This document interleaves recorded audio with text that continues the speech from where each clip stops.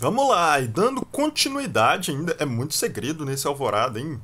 Dando continuidade aí aos segredos do Alvorada, né, publicados aí pelo jornal Metrópolis, uma reportagem excepcional. Eu, assim, recomendo que todos leiam, né, essa reportagem, de Rodrigo Rangel e Sara Teófilo. A gente está publicando aqui toda a reportagem no canal Direto ao Ponto Podcast. Estamos aí comentando sobre cada um dos temas, né? Então a gente recomenda também que você veja a série inteira nas nossas redes sociais, no canal do YouTube, no Facebook, também tá aí no TikTok, no Quai. Então vocês derem uma olhada, e tá no Cool também. Vocês derem uma olhada aí nas redes sociais para que vocês possam acompanhar aí todas as partes da reportagem. O Cool, para quem não conhece, é uma rede social, viu, gente? Tá bastante famosa aí. Depois vocês entrem lá. É uma rede indiana. Não pense que é outra coisa não, tá? Vamos lá. Já falamos aí da questão do sumiço das moedas da sorte, do capitão. Vamos pegar aqui a reportagem. Do Pastor Capeta, né? Foi a primeira parte. Depois a gente fez um vídeo também e falou a respeito do sumiço da picanha e das moedas da sorte, né? Falamos também Bolsonaro e o arrombamento da adega do Palácio, último vídeo. E agora a gente vai falar sobre a guerra de Michele com Carluxo e Jair Renan. Nessa parte da reportagem a gente vai falar sobre a relação aí da esposa do Bolsonaro e os filhos dele, né? Os filhos dele que são de outros casamentos. A relação de Michele Bolsonaro com os filhos dos casamentos anteriores de Jair nunca foi das melhores. As rusgas eram comuns. Flávio e Eduardo Bolsonaro, o 01 e 03, ainda se esforçavam para manter alguma proximidade com Carlos Bolsonaro e Jair Renan.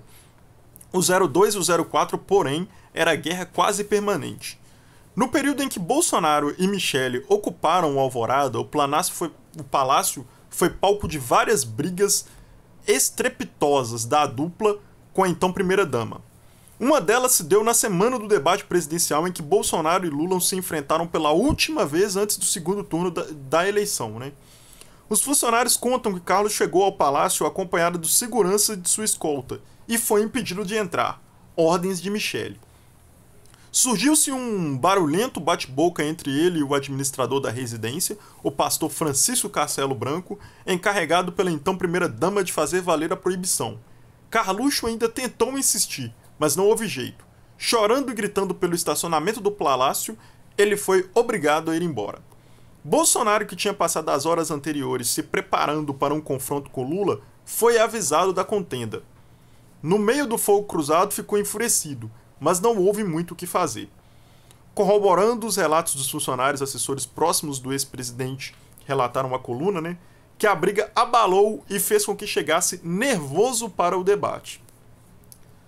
Pode ser uma providência, né? Pode ser os astros aí nos livrando, né? Deixando ele nervoso para chegar no debate não tão preparado e poder fingir menos aquilo que ele demonstrava para o público, mas que na verdade ele não era, né? Bolsonaro se queixava do tratamento que Michele dispensava a Carlos e Jair Renan. Por mais de uma vez desabrafou sobre o assunto com empregados, com os quais tomava café com alguma frequência. Dizia que enquanto os filhos eram proibidos de ir ao palácio, a família de Michele tratava o Alvorada como uma extensão da própria casa. Ele reclamava dizendo, principalmente nos finais de semana, a Ceilândia estava lá em piso. E isso era verdade, afirma o funcionário. A Ceilândia era a maneira como Bolsonaro se referia aos parentes de Michele que moravam na região administrativa do Distrito Federal. As comparações entre os dois lados com o outro eram inevitáveis. Entre os funcionários era sabido que os parentes de Michele tinham acesso livre a itens da despensa e aos serviços da cozinha do palácio. Dona Helena, a tia da primeira-dama que trabalhava como babá de Laura, a filha do então casal presidencial, levava para casa com certa frequência pacotes de comidas preparadas especialmente para ela pelos cozinheiros da residência oficial, com a autorização de Michele. Jair Renan, por um período, gozou da mordomia parecida. No período em que morou no apartamento que o pai mantém no sudoeste, bairro nobre da capital, ele não só passava regularmente no depósito de alimentos do Alvorada para recolher itens e abastecer a própria despensa como era servido, diariamente, com comida fresca preparada na cozinha do palácio que os motoristas da presidência eram incumbidos de entregar a bordo de carros oficiais. Ó, nosso dinheiro público indo aí, ó. Salário mínimo que não aumentou, recursos da saúde, da educação, indo para levar comida pro filho do presidente, né?